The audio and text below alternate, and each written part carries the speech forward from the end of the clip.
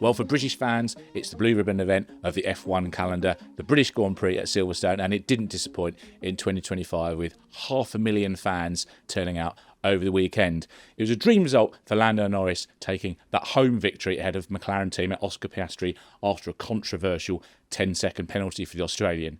So joining me to talk about the British Grand Prix in the Silverstone weekend and to look over some of the chaos of another rain-affected Grand Prix is Jake Boxall-Legge. Jake, you just got back from Silverstone. How are you doing? Good, thank you. A little bit tired because it was a bit of an early start to try and beat some of the traffic this morning because you see a plethora of camper vans and God knows what trying to all escape via the A43, but it's all good. I'm here. Yeah, some of the aerial shots it just keeps panning out and you think, oh my God, there's so many people and cars and things there. But also join us, Ronald Vording. Ronald, how are you doing?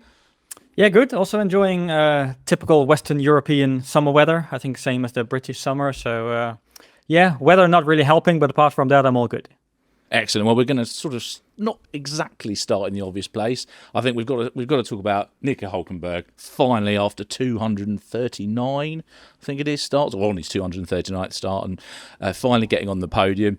Jake, I mean, was that kind of, despite the fact that obviously he's not a Brit, that was kind of the overwhelming feel-good factor of the weekend, really, in the end, wasn't it? Yeah, I don't think there are some times where you're in the media centre and there's like a result where everybody's kind of united by it, or there's a moment that happens where you just sort of hear this big collective audible gasp. I think this is the first time I've heard everybody cheer in unison, and I think everyone was on the edge of their seats for particularly at the point where DRS was enabled. He just got past Lance Stroll and Lewis Hamilton's catching him at that point, and everybody's looking at the Delta time, so trying to work out, is Lewis catching him, is he not? And then it looked like he was, and he was in DRS, and then he dropped back a couple of laps later, and you're thinking, I think he's going to do this. I think this is the moment where it's going to happen, and it was. And I went down to, because we were supposed to have a Jonathan Wheatley session, I think 6:30 in the paddock, and so we went along to Sauber, and celebrations are in full swing. I don't think I've ever heard "Freed from Desire" played on a loop so many times. It was just, there was this very pungent smell of champagne and beer being sprayed and imbibed and everything. It was such a sort of great atmosphere down the end of the pit lane as well, because you go around Silverstone, you're in the paddock. That part of the paddock is always really quiet with Sauber and Williams next to each other down at the far side. But it was the loudest point on the Sunday night, definitely. Oh, excellent. That's good to hear. Well, Ronald, let's talk about Jonathan Wheatley. It's not taking him as long as we thought to beat his old team, Red Bull, is it? Given that Max Verstappen was fifth. So, I mean, that's 35 points over the last 4 weekends. I mean, what can you put that all down to Jonathan Wheatley? Surely not. It must be a number of factors. Yeah, which already started basically in Vegas last year. But it makes this whole podium story funny because this is probably the least year that you would expect Nico Hulkenberg to get a podium finish, because when he signed for Sauber, they were dead last on the grid, and everyone said, okay, 2025 will be a transitional year. We don't expect anything in 2025. We will just be building for the Audi project. And then especially exactly in 2025, he gets the job done and gets the podium finish. But of course, yesterday was all about execution. And I do think under Jonathan Wheatley, they've improved that element massively. Pit stops are pretty good this year. Also, in terms of strategy, they were really on it. Lewis Hamilton basically went a lap too early on the final pit stop. Then Sauber waited. That created the buffer. So that was an important one.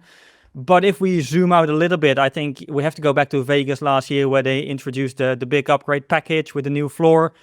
And that really made them competitive. And this year they were able to build on that, because every upgrade they have introduced since is basically working. And that's encouraging, not only for this year, but also for 2026. Completely new set of regulations. But that's one thing you want to see this year. The same at Aston Martin, for example, that everything correlates, that everything you see in the virtual world translates to the track. And that's exactly what's happening at Sauber. The funny thing is their race pace has been really good for a couple of weeks. I usually get long run data on Friday from our data partner Paystack. And especially Hulkenberg, he's always quite high up there. And I remember the first analysis I did a couple of weeks ago, I wrote, in the table below, Nico Hulkenberg is pretty high, but we shouldn't pay attention to that because that will not translate into Sunday. But now I don't even dare to write something like that because their race pace is pretty good. So if you combine all those factors, Jonathan Wheatley, execution being much better, making steps with the upgrades, and also, of course, Nico Hulkenberg himself, not cracking under pressure whatsoever. I think all those things combined have led to a magnificent podium finish. Yeah, I don't think anyone would begrudge that result, would they? No. Can I just enter Mattia Binotto into the equation as well? Because when let's take it back to last year when there is no real sort of Sauber feels very much like it's in a holding pattern at that point. Binotto comes in because there's warring factions. You have Oliver Hoffmann on one side, you have Andreas Seidel on one side. Seidel with the F1 experience, but maybe doesn't feel enfranchised to do stuff. Hoffmann on the other side without much F1 experience and sort of thinks that basically what Audi's doing in basically just focusing on 2026 and giving up the next 2 years is the right thing to do.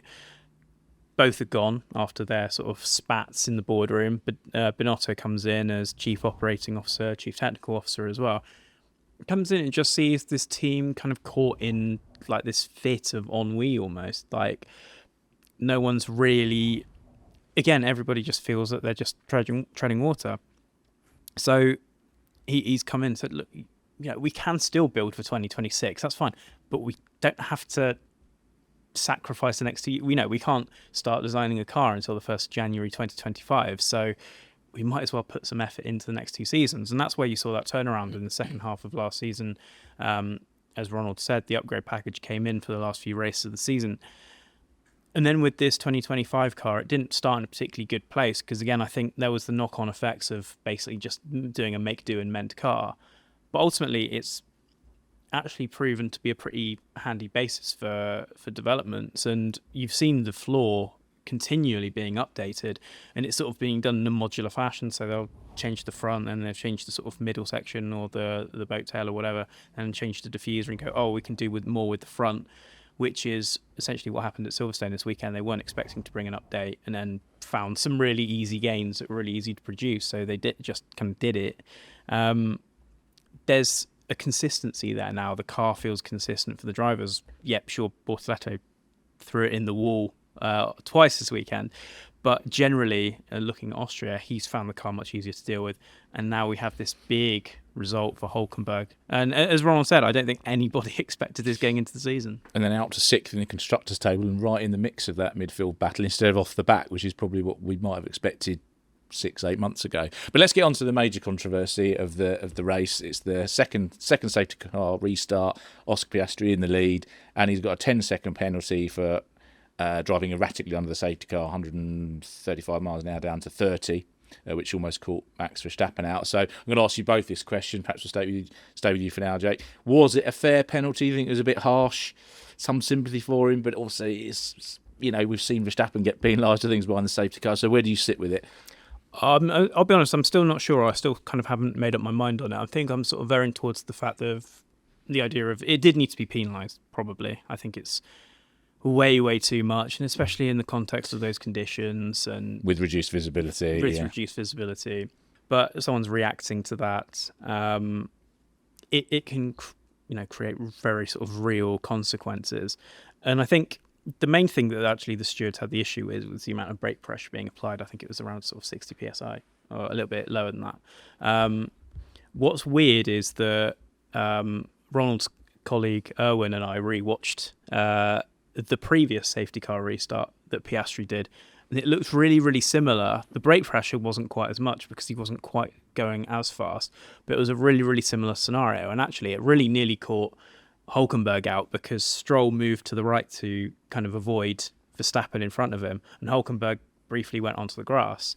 So that could have been that was another sliding doors moment. I do, again, to kind of loop back to this, I do agree that it needed to be penalised, but I felt 10 seconds was probably a bit harsh. I'm not 100% sure, to be honest. What do you think, Ronald? Yeah, same. But the thing that JBL mentioned actually was a factor in all of it. That already at the first, or the restart at lap 17, the FIA already looked at it and thought, do we need to investigate this, yes or no? Then they didn't. And then, of course, it happened a second time and they felt the need to do something. And also the second time it looked a bit worse because Max got past him. I think the first one was basically missed by everyone watching TV. I think no one back home even paid too much attention to it. So that's one thing. But then the second issue is that, we have those guidelines now being public, which is phenomenal. But still, it's not black and white. There's so much room for interpretation. And also with this, because it's all going about the word erratic. What is erratic driving and what's not? And then you go back to Canada, where Red Bull lodged their protest against George Russell. And then Christian Horner after the race said yesterday, I expected a penalty, but I also expected one for George. So that was more surprising to him. But that was 30 PSI and this was 59. But there's no clear number in the regulations or in the guidelines about the brake pressure, what is erratic and what's not. Also, the one was still with the safety car lights on and the other was not. So those are subtle differences that, led the stewards to their decision of not penalizing George Russell and to penalize Oscar Piastri. I think everyone basically after the race found it was a bit harsh. Oscar himself, I think we never seen him so upset before. But also Max Verstappen, of course, he mentioned it on the radio, but after the race, especially on the Dutch TV, he said this was a very extreme, very harsh penalty. So even he was surprised. It's a difficult one. I think, because it happened twice in one race, there's a case to be made to penalize it, but then it feels so harsh because it was 10 seconds immediately and basically cost him the race win. So the consequences, I know stewards always say we don't look at consequences, but the consequences made this one really harsh. So do you think it takes something away from Lando Norris's victory then? Because that is essentially what gave him track position. No, not necessarily. I mean, he's not the one to blame for it. And also we will probably talk about the radio message in a second. But of course, that's something McLaren could never do. They could never, because imagine you're Lando Norris, and 5 laps to go, you hear on the radio, oh yeah, sorry, can we please swap positions? And then we're going to fight and have a fair fight. Of course, that's never something you can ask Lando Norris, but also he's not the one to blame. So he just has to enjoy this victory. I think he really did, except from a photographer falling off a fence during a celebration. But apart from that, I think he was quite emotional, as he should be. He also said, if I can win 2 races in my entire life, 2 F1 races, it would be Monaco and Silverstone. He won both of them, so I think he can retire from Formula One now. No, I'm joking. Still, of course, the championship would be the absolute summum of that. But, no, definitely we should not blame Lando. And also, I think, in a couple of years' time, probably people will forget how he won it, but he's still in the books as a Silverstone winner. He's still in the books as a Monaco winner, and I think that's by far the main thing. Yeah, and Jake, I'm going to ask this in a very leading way. What do you make of Oscar's wildly optimistic request for team orders? I mean, you don't ask, you don't get, right? Well, yes, you can say that, yeah. I think that was his rationale in the press conference. What I found really amusing at the press conference is Piastri's getting very, very difficult questions, and Oscar's basically having to sit there and soak it up, and he's absolutely distraught. He's just lost the race. And he has a moment to kind of take some of the pressure off himself in that moment to ask Hulkenberg the question of how he felt finishing third, and the trophy that he got was made of Lego, which I thought was a nice little distraction. I mean, I think he said actually it would have been really, really harsh if that had been, it probably, he felt it maybe wasn't right to ask, but he felt he should do it anyway. They're Formula One drivers. They're looking for every single advantage. You can't blame them for that. Ronald, you actually said that it was probably the most emotional we've seen Oscar Piastri in any direction, positive or negative. Do you think that that's more down to the specific circumstances of that penalty, or is that a little bit of a window into the fact that he knows he's in a championship fight? It's just the two of them. No, I mean, I don't think the pressure gets to him because he's calm as you like normally. So I don't think it has to do with championship or championship standings or pressure or whatever. But he just felt it was extremely unfair because the funny bit is when he did his top 3 interviews with Jenson Button, he said, I'm not going to say anything because I don't want to get in trouble.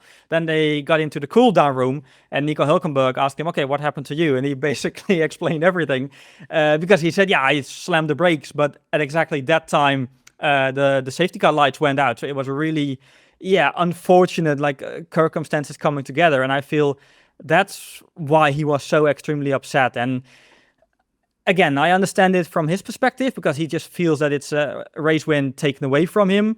But also from the stewards, I understand they felt the need to do something after it happening twice in one race. So, yeah, again, it's a really difficult one. I understand both sides, but yeah, I think that's it. Yeah, well, let's look at someone else that had a bit of a difficult week. Well, I say difficult weekend. Saturday, Max Verstappen, another one of those sort of fantastic poles. I mean, I must admit, I didn't buy that, he won't be in the pole mix. I thought he definitely will. But actually, to pull it off was pretty impressive. But he did that with, obviously, a low downforce setup, Jake. So in the race, he obviously had an off while being chased by Lando Norris. Then he spun out of second position, went back to 11th, had to fight his way back. The car looked quite a handful, to be honest, even on the TV screen. So how much of that was down to that sort of gamble, do you think, with the low downforce? I think probably, let's be honest, quite a lot of it. I think from my personal perspective, you can never discount Max for pole. He's very, very good at building through the weekend and just getting that car into a window that you need to get it into pole. But and it turned out that the window for this car last weekend was really trimming it out, so you just have a load of speed on the straights.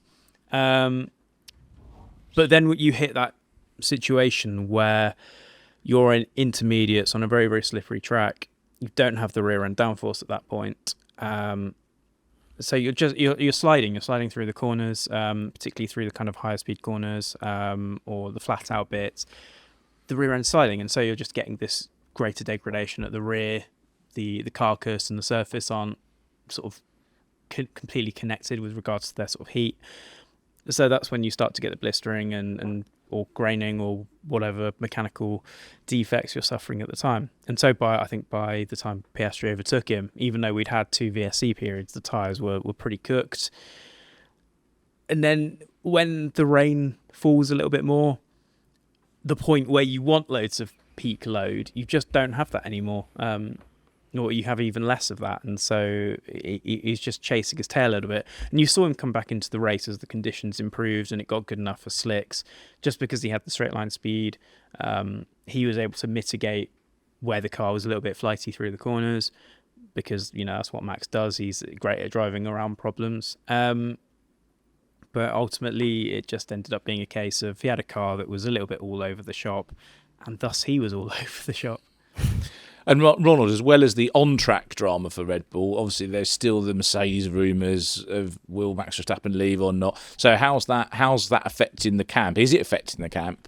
And what sort of brave face are they putting on it?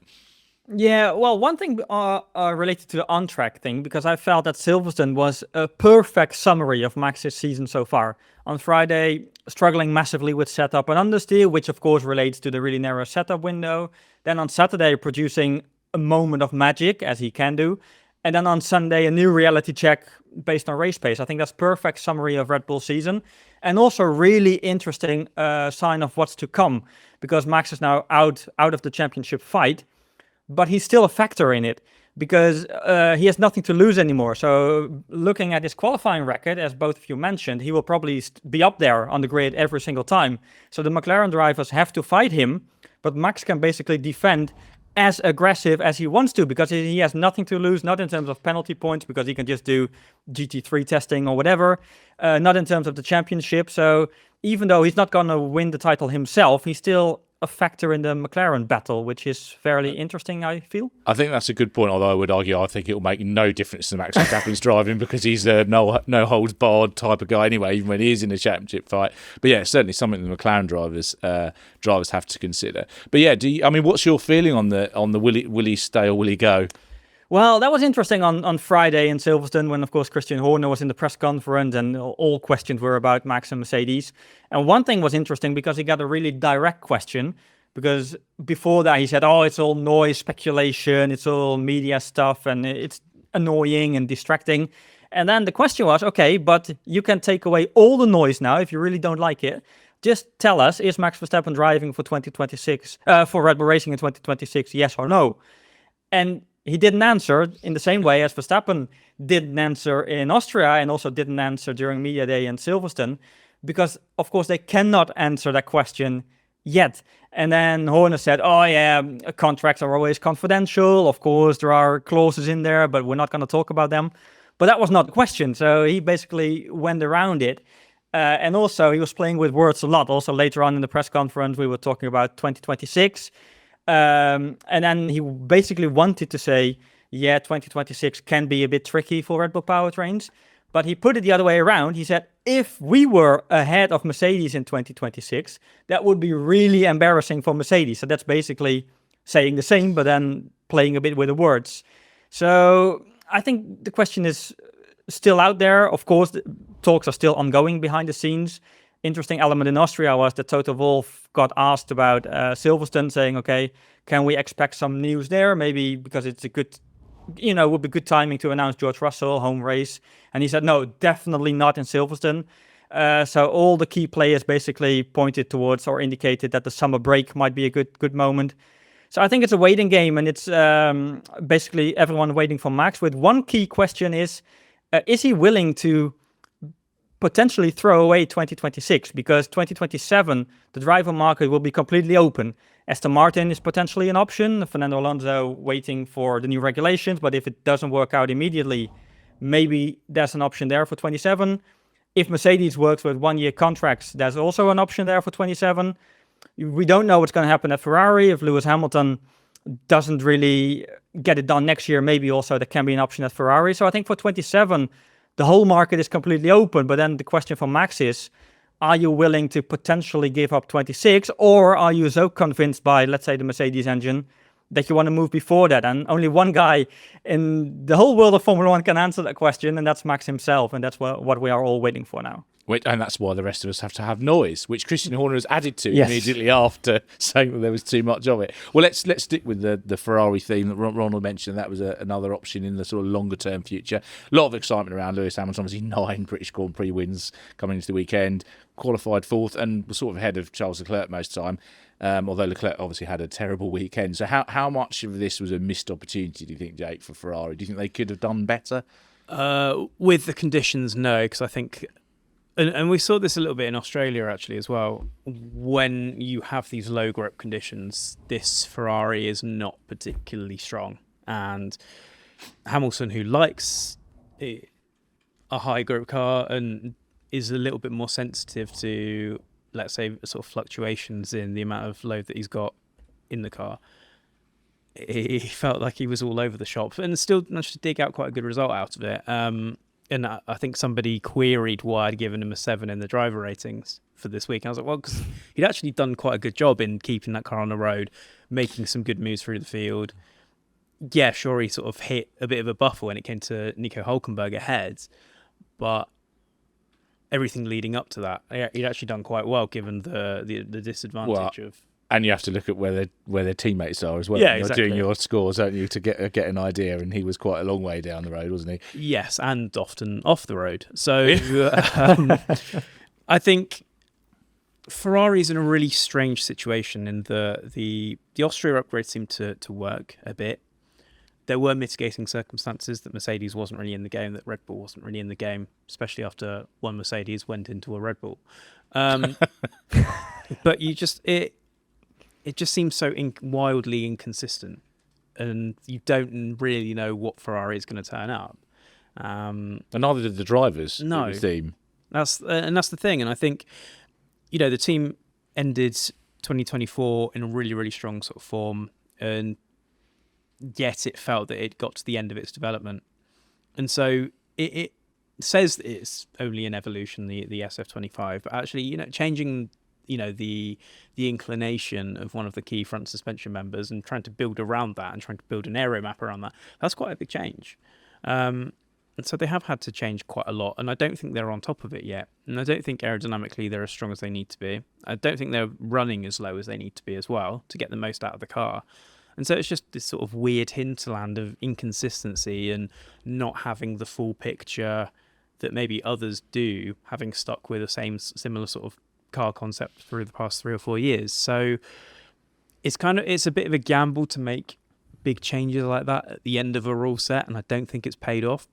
I still sort of have a weird suspicion that Ferrari might win a race before the season's out, and I think you'll get to the second half of the season and things will start to pick up as they've done in the last 2 seasons.